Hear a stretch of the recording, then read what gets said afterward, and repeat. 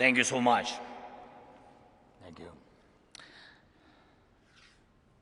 The people of the United Kingdom and their honorable representatives, all the people of England and Scotland, of Wales and Northern Ireland, of all the lands which have been home to brave souls since Europe came into existence.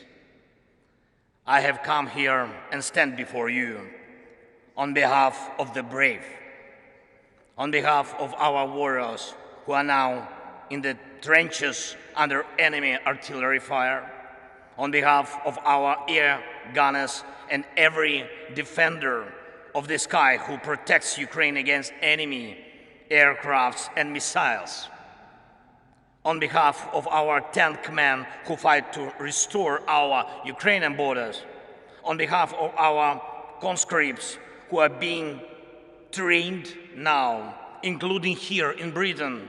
Thank you, Britain.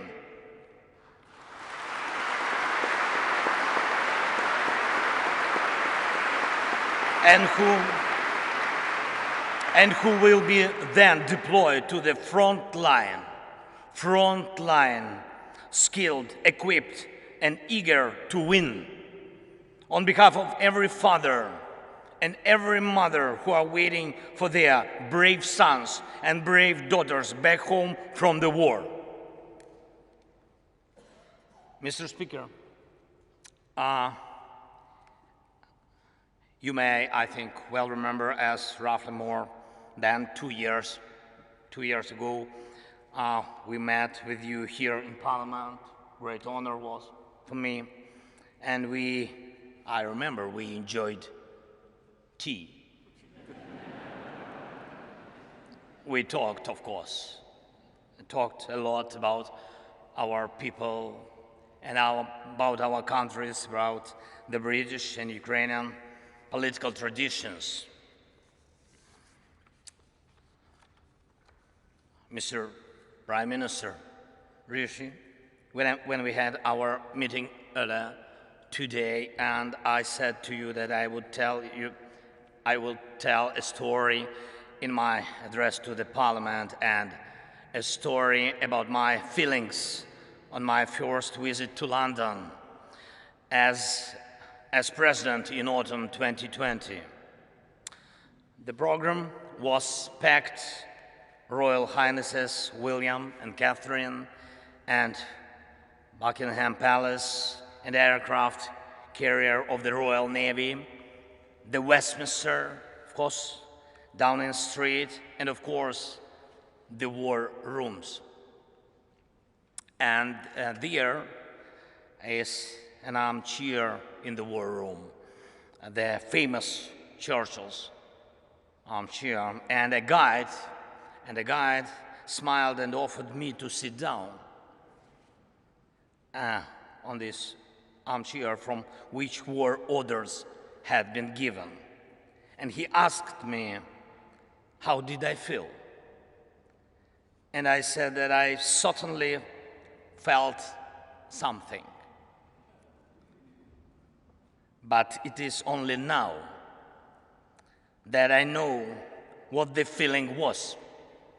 And all Ukrainians know it perfectly well too. It is the feeling of how bravery takes you through the most unimaginable hardships to finally reward you with victory.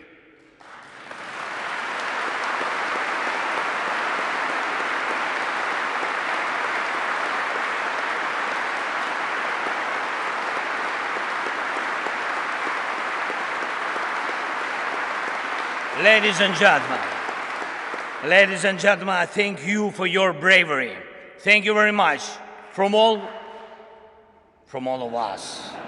Yes, please. That is for you. All applause for you.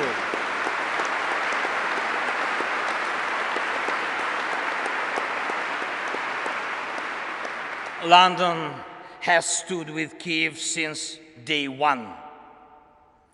From the first seconds and minutes of the full-scale war, Great Britain, you extended your helping hand when the world had not yet come to understand how to react. Boris, you got others united when it seemed absolutely impossible. Thank you.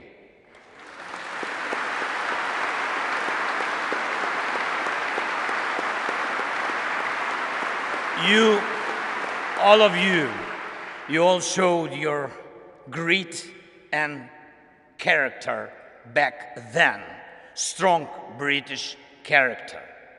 You didn't compromise Ukraine, and hence you didn't compromise your ideals, and thus you didn't compromise the spirit of these great islands. Thank you very much.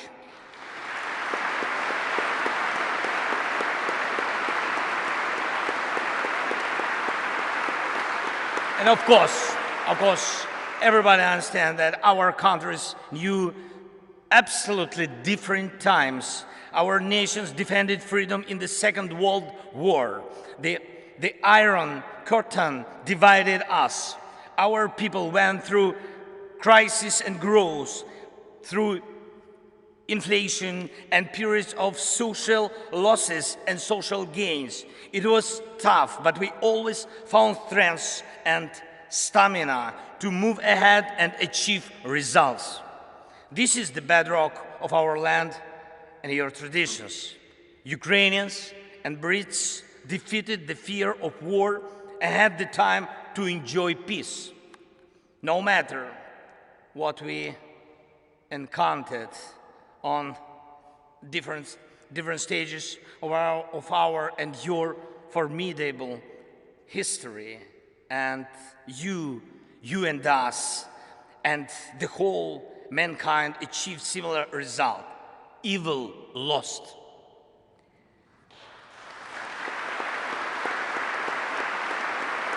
Evil lost.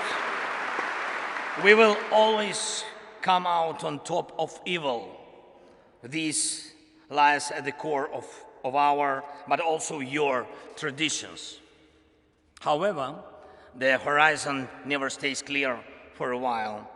Once the old evil is defeated, the new one is attempting to rise its head. Do you have a feeling that the evil will crumble once again? I can see in your eyes now we think the same way as you do. We know freedom will win.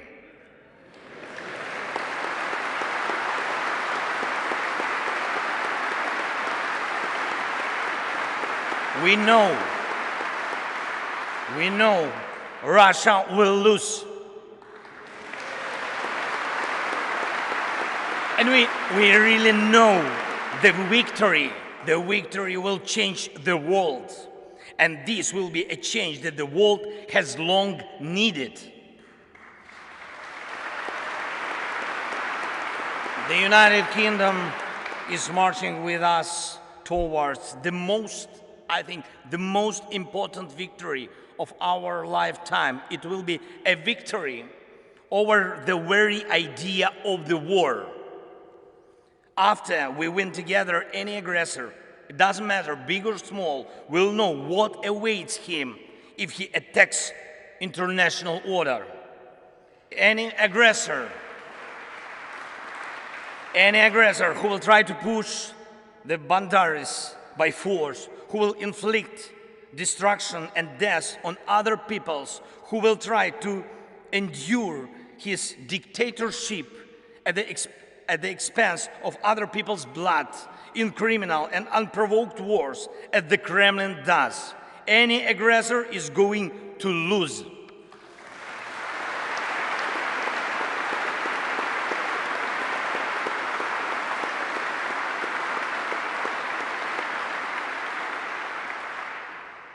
Ladies and gentlemen, we have already achieved remarkable results, and we must make every effort to turn our achievements into the foundations of the future global security architecture. The world needs your leadership, Britain, just as it needs Ukrainian bravery.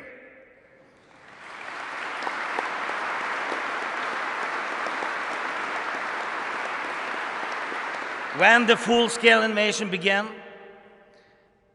we, together with you, Britain, and United States and other allies, formed a true coalition of friends. That is very important.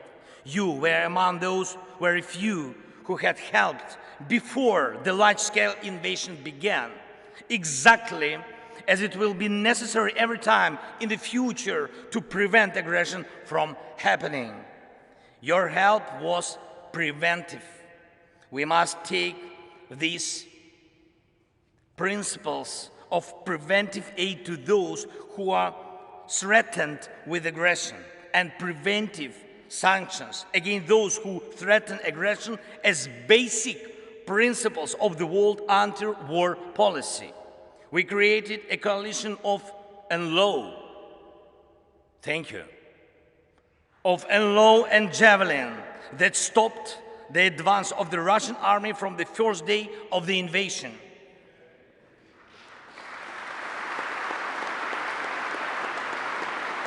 We built the coalition of artillery rounds and a coalition of air defense which allow us to save the lives of our children, of our people, of our civilians, our women, our elderly, and our cities from Russian atrocious occupation and missile terror.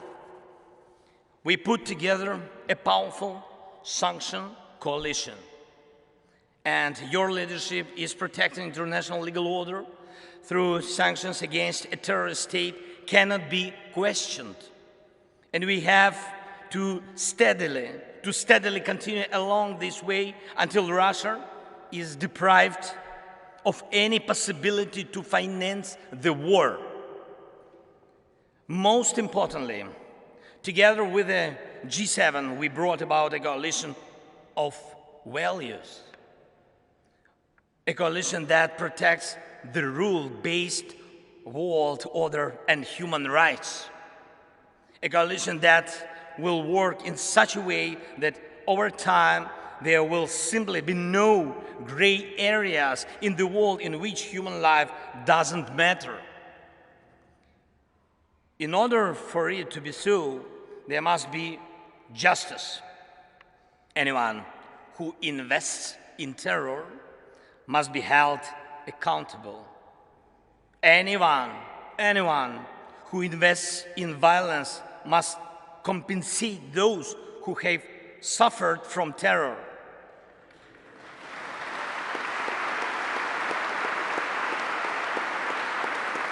Terror, aggression, or other forms of state violence. Our proposals for the creation of a special tribunal for the crime of Russian aggression against Ukraine and special compensation mechanism which will compensate war losses at the expense of Russian assets are based on such principles. Justice is one of 10 elements of the peace formula proposed by Ukraine and supported by Britain. I thank you for your readiness to invoke the formula. Thank you, Prime Minister. Thank you very much.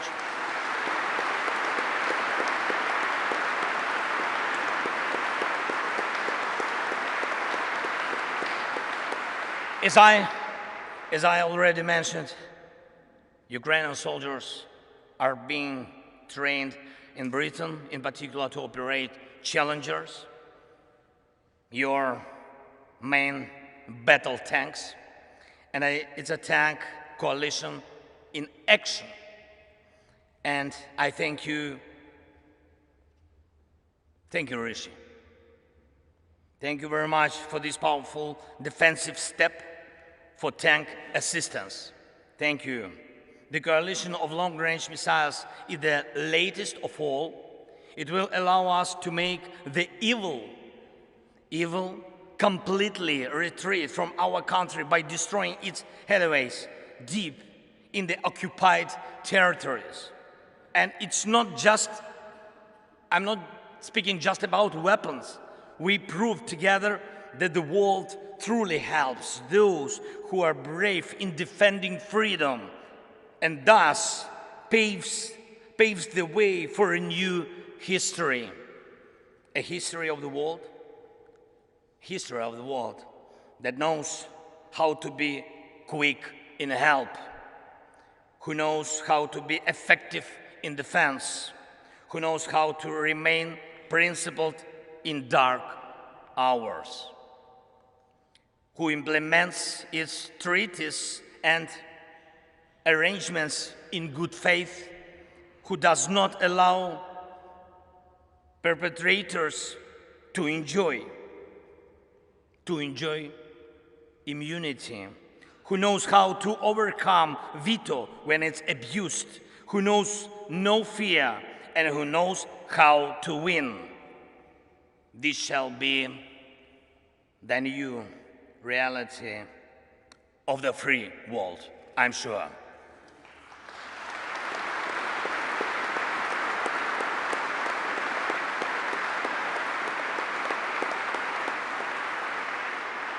However, evil is still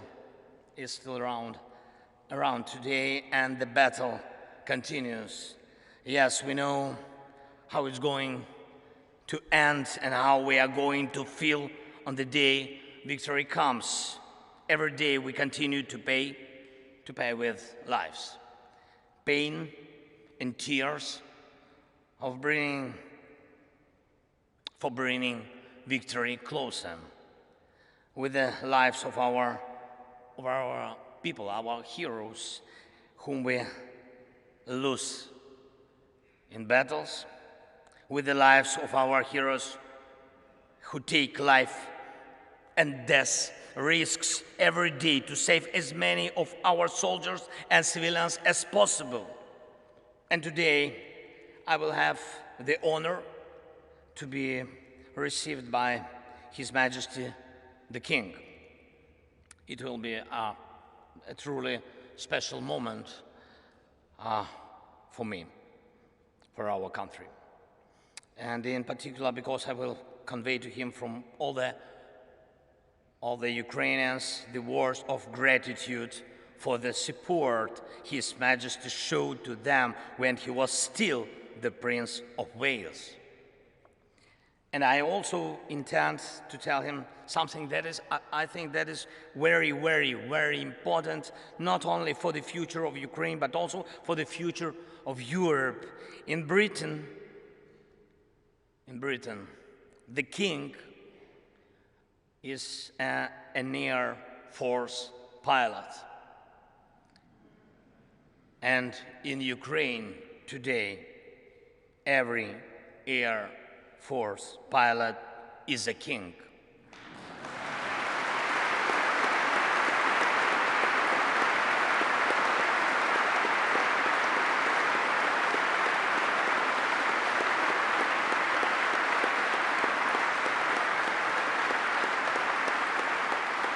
For us, just for us, for our families.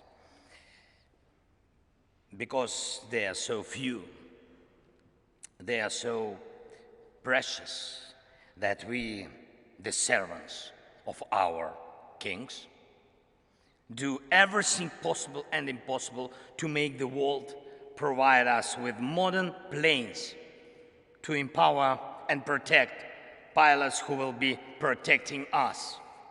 And I'm proud of our Air Force.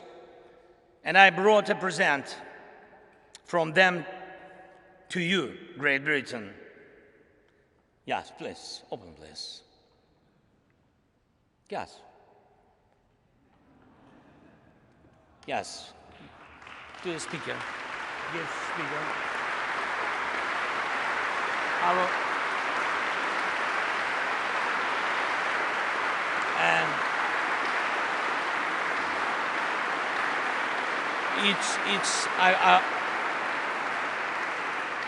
I will explain. It's the helmet of a real Ukrainian pilot. He is one of our most successful aces, and he's one of our kings. And the writing on the helmet reads, "We have freedom, give us wings to protect it."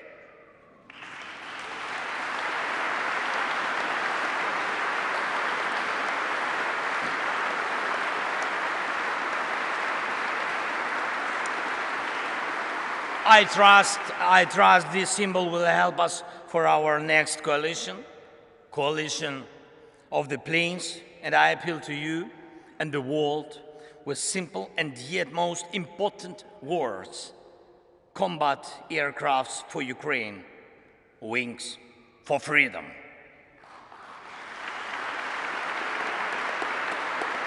Great Britain,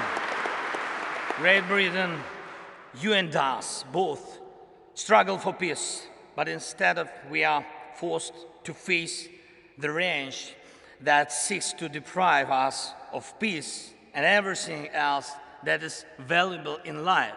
Unfortunately, it is in human nature to allow evil mature. It then stands up against humanity. It then destroys and kills. It launches aggressions and breaks people's lives. You and us have already fought together against such evil. You and us already have the experience of defeating the evil that is generated by human nature. I'm not saying there will be no more wars after the war ends. No, it is impossible to completely erase evil from human nature. Yet it is in our power to guarantee with words and deeds that the light side of human nature will prevail. The side you and us share, and this stands above anything else. Thank you for your attention. Thank you for your support. And leaving British Parliament 2 years ago, I thanked you for delicious English tea. And I will be leaving the Parliament today, thanking all of you in advance for powerful English planes.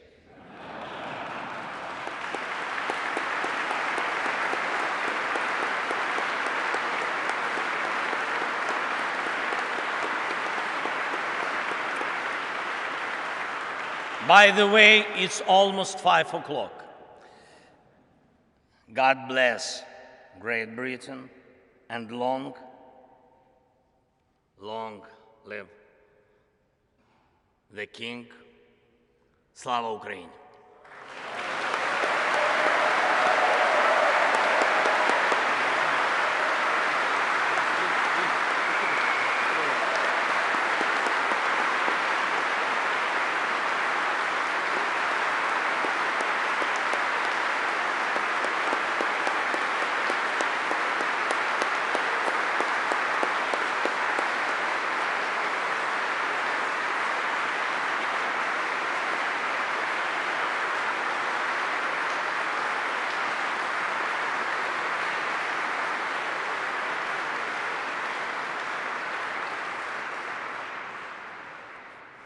Thank you, Mr. President, for being with us today and for the powerful address that you have just given. The bravery, resilience, and fortitude of you and your people is a great example to all.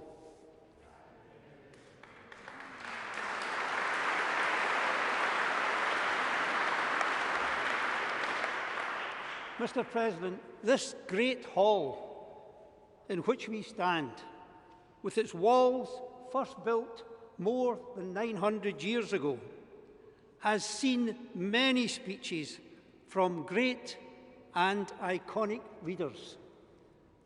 Today's event will weave a new panel in that rich tapestry of history. Thank you.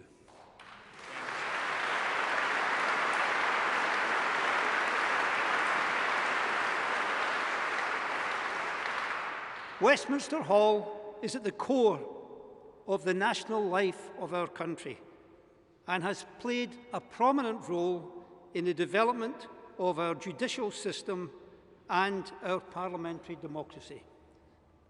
But the story of this hall is also a tale of resilience and of remaining steadfast in the face of disaster. While fire raged around this site in 1834, destroying our old Parliament, Westminster Hall stood proud.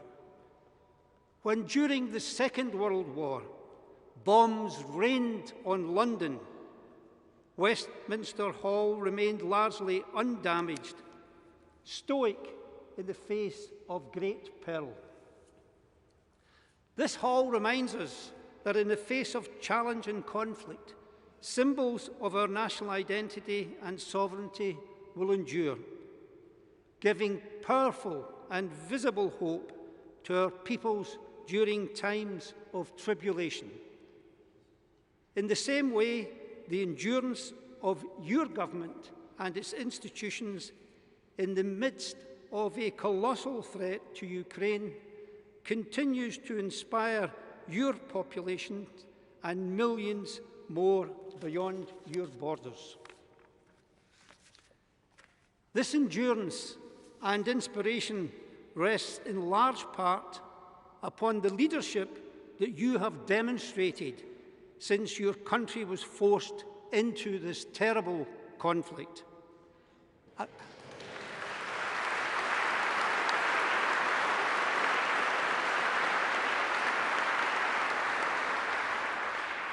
Mr. President, a conflict which you did not choose.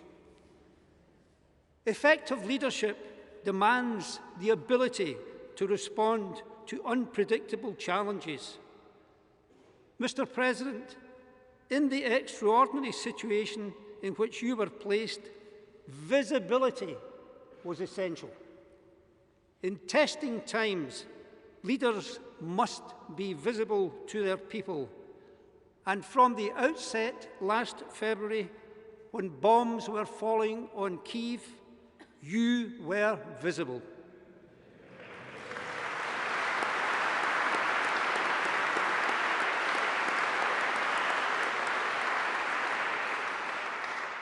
Broadcasting from the streets of your capital, you reassured Ukrainians and indeed the world of the determination of your government in the face of violent aggression. Your leadership has been steadfast. In the early days of this conflict, some suggested that the Ukrainian state could not withstand the Russian threat and that the war would quickly end. In one of your broadcasts during the early bombardment, you famously said, "We are all here." You did not leave. You showed the world that your government was still at work in Kyiv and was fully committed to the defence of Ukraine. Your people have followed this example with an inspirational display of bravery. Vision has also characterised your leadership. You have not only expressed your belief in the continuing ability of Ukrainians to withstand aggression, but have embodied that belief, offering hope of a reconstructed Ukraine playing its full part in the future of Europe. That vision will continue to sustain you and your people in the difficult times ahead. Finally, a great leader never gives up. Selflessness and bringing people together are the essence of leadership. Mr. Speaker, Mr. President, you exemplify these qualities in abundance.